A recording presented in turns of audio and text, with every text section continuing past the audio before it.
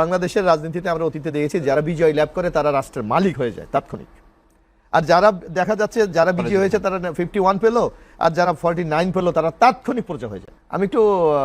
আমি যদিও আইনের অত বিশেষজ্ঞ না, তবে যতটুকু সাধারণ মানুষ হিসেবে আইন বুঝি, আমার মনে হয় রাজ্জাকি ভাইয়ের কিছু কথার সাথে আমি একমত হতে পারছি না। উনি বলেছে যে অতীত থেকে আমরা কোনো শিক্ষা নিয়েছি কিনা, আমার মনে অবশ্যই নিয়েছি আমরা। যেমন আপনি দেখবেন বাংলাদেশের ঐতিহ্যগত নির্বাচনের যদি আপনার পূর্ব ইতিহাসগুলি দেখেন, নির্বাচনের পর বিজয়ী দল এবং যারা পরাজিত দল হয় এদের মধ্যে কিন্তু একটা বাকযুদ্ধ চলে। নির্বাচন কারচুরি হয়েছে, নির্বাচন ইঞ্জিনিয়ারিং হয়েছে, কিন্তু this is the first time সবাই কিন্তু রেজাল্টটা মেনে নিয়েছে এবং কোনো অভিযোগ নাই। এটা কি আমরা শিক্ষা নিইনি? অবশ্যই। তারপর দেখবেন যারা বাংলাদেশের রাজনীতিতে আমরা অতীতে দেখেছি যারা বিজয় লাভ করে তারা রাষ্ট্রের মালিক হয়ে যায় তাৎক্ষণিক, আর যারা দেখা যাচ্ছে যারা বিজয়ী হয়েছে তারা 51 পেল আর যারা 49 পেল তারা তাৎক্ষণিক পর্যায়ে হয়ে যায়। কিন্তু এবারই প্রথম দেখেন যে বিজয়ী হওয়ার পর জনাব তারেক রহমান আমাদের যিনি মাননীয় প্রধানমন্ত্রী, উনি কিন্তু যারা পরাজিত হয়েছে মানে অর্থাৎ নির্বাচনে জিতেছে কিন্তু ক্ষমতায় যেতে পারে নাই, সে জামাতের আমিরের বাসায় গিয়েছে, এনসিবির নাহিদের বাসায় গিয়েছে, চরমনাইর ইসলামী আন্দোলনের বাসায় গিয়েছে। তাহলে এটা কি আপনি অতীত থেকে শিক্ষার নতুন সংস্করণ না? আপনাকে এটাকে অভিনন্দন জানাতে পারি না আমরা? শুধু তাই না, আপনার 12 তারিখ নির্বাচন হয়ে গেছে, আজকে 10 দিন। বাংলাদেশে উল্লেখ করার মতো একটা নির্বাচন সংক্রান্ত কোনো ঘটনা ঘটেছে? তো এইটা কি আমরা অতীতে শিক্ষা নিইনি? আমার মনে হয় অর্জন আমাদের অনেক কিছুই আছে, অর্জন আমাদের অনেক কিছুই আছে, আমরা এগিয়ে যাচ্ছি। আরেকটি বলেছে, আমি জানি না রাজ্জাকি ভাই বিজ্ঞ আইনজীবী, সেই কথাটা কিভাবে বলে যে এই নির্বাচন এখন কেন? নির্বাচন তো হওয়ার কথা ছিল 29 সালে। আমরা ওটা বলছি সংবিধান মানা, আমি সংবিধান মেনেই আমি কি বলছি, আমি এই সংবিধানকে আমি মেনেই বলছি। আমার প্রাইম মিনিস্টার রিজাইন করেছে, আমি ধরে নিলাম আন্দোলনের মধ্যে চলে গেছে, ওইটা আমরা বলি, কিন্তু ওনারা তো অফিসিয়ালি রিজাইন করেছে। মহামান্য রাষ্ট্রপতি সংসদ ভেঙে দিয়েছে, তাহলে উপায়টা কি? আমাকে তো নির্বাচনে যেতেই হচ্ছে। সুতরাং 29-এর যে ধোঁয়াটা কেউ কেউ তুলছে, এটা কিন্তু সাংবিধানিক ব্যাখ্যা এটা টেকে না, বরং আপনাকে মাস নির্বাচন হতেই হবে। এক।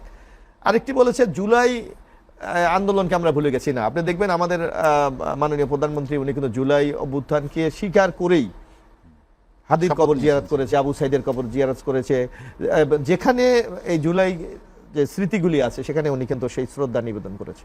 এবং উনি আমরা বলেছি জুলাইয়ের শপথ অনুষ্ঠানটিও একটু ব্যতিক্রমী একটা অনুষ্ঠান হয়েছে, একটা প্রকাশ্যে রাজপথ হয়েছে। হ্যাঁ, এখানে সংকটটা কোথায়? যে রাজ্জাকি ভাই যে সংকটটা বলেছে যে বিএনপি জুলাই এই যে গণপরিষদের, এটা আমরা শপথ নেইনি।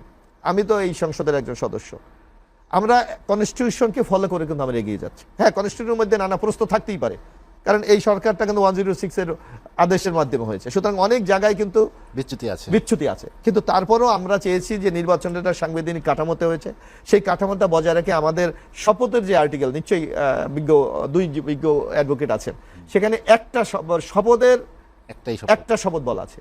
আপনি এখন যে প্রশ্ন আপনি দেখবেন কিছু কিছু জায়গায় বিভিন্ন যারা আইনি এক্সপার্ট তারা কিন্তু বলছে জামায়াতে ইসলামীর এমপিশিপ নাই, কারণ তারা 2টা শপথ দিয়েছে। প্রথম শপথ যদি তারা নিয়ে থাকে, দ্বিতীয় শপথ নিলে আগের শপথের কার্যকারিতা থাকে না। আমি জানি না এটা আইনের ব্যাখ্যাটা কি, সুস্পষ্ট ব্যাখ্যা আমার কাছে নাই। তো এই সংকটটা তৈরি হোক, এটা আমরা চাই নাই। যার জন্য আমরা বলেছি যে আমরা প্রচলিত যে আমাদের শপথের বিধান আমাদের কনস্টিটিউশনে আছে সেটা আমরা নিয়েছি। এবং জুলাইয়ের যে কমিটমেন্টগুলি আপনারা দেখেন যে কমিটমেন্ট এখানে বলা হচ্ছে আমরা কি জুলাইয়ের চেতনা ধারণ করেন? অবশ্যই করি। আমরা যখন জুলাইয়ের এই আলোচনাটা হয় তখন আমরা কিন্তু 30টা বিষয়ে ঐক্যমত হয়েছে, বাকিগুলিতে আমরা নোট অফ ডিসেন্ট দিয়েছি। এবং আমরা যখন এই ঐক্যমত কমিশনের রিপোর্টটা প্রথম প্রকাশিত হয় তখন কিন্তু নোট অফ ডিসেন্ট তারা প্রকাশ করেছিলেন, কিন্তু যখন সিগনেচারের জন্য এটা রাজনীতি আহ্বান করা হয়েছে তখন এই তারা নোট অফ ডিসেন্টটাকে অ্যাভয়েড করেছে। আমরা কিন্তু তাৎক্ষণিক আপনার মনে থাকার কথা বা রাজ্জাকি ভাই বেলাল ভাই মনে থাকার কথা, বিএনপির পক্ষ থেকে বলা হয়েছে বিএনপির সাথে প্রতারণা করা হয়েছে, কিন্তু আমরা একটা বৃহত্তর গণতান্ত্রিক উত্তরণের সাথে এবং বাংলাদেশের মানুষের আকাঙ্ক্ষাকে ধারণ করে আমরা সেদিন কিন্তু স্বাক্ষর করেছিলাম। এখন আমরা কি বলছি? এখন আমরা বলছি জুলাইয়ের প্রত্যেকটি বিষয় সংসদে আমরা উত্থাপন করব, যদি সংখ্যাগরিষ্ঠতা এমপির মহোদয়রা এটা অ্যাকসেপ্ট করে অবশ্যই আমরা সেটা মেনে নেব। সুতরাং বিএনপির এখানে ধোঁয়াশার কোনো কিছু নেই, আমরা স্পষ্ট বলেছি পার্লামেন্ট সার্বভৌম, সুতরাং পার্লামেন্টের যে সিদ্ধান্তগুলি নেবে সেটাই আমরা আগামী দিনে বাস্তবায়ন করব। আমি আপনার কাছে আবার আসবো, আমি মোশাররফ একটু 1 মিনিট নেই, নালে পরে ভুলে যাব। উনি বলছে যে সরকার চলে গেল, সরকার চলে যাওয়ার পর সংবিধান মোতাবেক নির্বাচন। কারেক্ট? কেমনে? সরকার চলে যাওয়ার পর নির্বাচন হইতে হবে 3 মাসের মধ্যে। সেটা হলো 7ই নভেম্বর 2024-এর মধ্যে, যদি কোনো কারণ না হয় আরো 3 মাস পাইলে 7ই ফেব্রুয়ারি 2025-এর মধ্যে। এরপরে 2026-এর ফেব্রুয়ারিতে নির্বাচন, সংবিধানে নাই।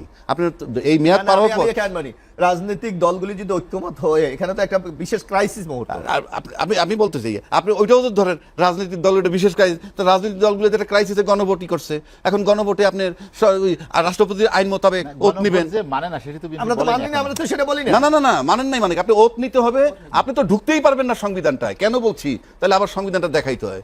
এই সংবিধান আছে 142-এ বলা আছে, 142 অনুচ্ছেদে, যে 2/3 মেজরিটি দিয়ে এই সংবিধান সংস্কার করতে পারবে, যেভাবে মন চায় সেভাবেই ধরতে পারেন। এটা তো আগেও ছিল, না রাখেন, কিন্তু ব্যতিক্রম আছে কোথায়? ব্যতিক্রমটা এখানে আছে, মৌলিক কাঠামোতে, হ্যাঁ। 7-এর খতে বলা আছে সংবিধানের 142 অনুচ্ছেদে যা কিছু থাকুক না কেন, ওই 142-এ যা কিছু থাক না কেন, সংবিধানের প্রস্তাবনা প্রথম ভাগের সকল অনুচ্ছেদ প্রথম ভাগের মধ্যে আছে ওই বঙ্গবন্ধু ছবি টানানো। এটার পরিবর্তন করতে না পারবেন আমি একটু কথা বলি। আপনি সংবিধান পরিবর্তন এখানে বলা আছে, সাথে আপনি দেখেন যে কোনোভাবে এই সংবিধান পরিবর্তন করা যাবে না। সেটা তো- এটা কোন ধরনের গণতান্ত্রিক ব্যবস্থা? আর কথা তো সেটা না, একটা স্বৈরাচারী ব্যবস্থা কথা হলো তো আমরা স্বৈরাচারী ব্যবস্থা। adjust করতে পারি আপনি না। তাহলে করলে কি হবে? আবার 7-এর 1-2 মোতাবেক রাষ্ট্রদ্রোহী মামলা হবে। এবং 7 বছর জেল হবে, সেটাও বলে হ্যাঁ, যাচ্ছে। 7 বছর জেল হবে। প্রশ্ন হচ্ছে যে তাহলে তো আপনি যতক্ষণ মধ্যে এটা না পারতেছেন অতক্ষণ পর্যন্ত, তাহলে সংবিধানই যদি মানেন, আমি বাদ দিলাম গণভোট, সংবিধানই যদি মানেন, তাহলে যতক্ষণ পর্যন্ত পরিবর্তন না হবে অতক্ষণ পর্যন্ত জাতির জন্য না, সংবিধানের সকল অগণতান্ত্রিক বিষয় যদি কেউ যুক্ত করে, সেটা আপনি মানবেন? অগণতান্ত্রিক বলতে কিছু না, এটা change করতে- অবশ্যই, এটা তো তারা করেছে। আপনি এখন এখন বললে হবে না তো। নির্বাচনের বৈধতা নিয়ে প্রশ্ন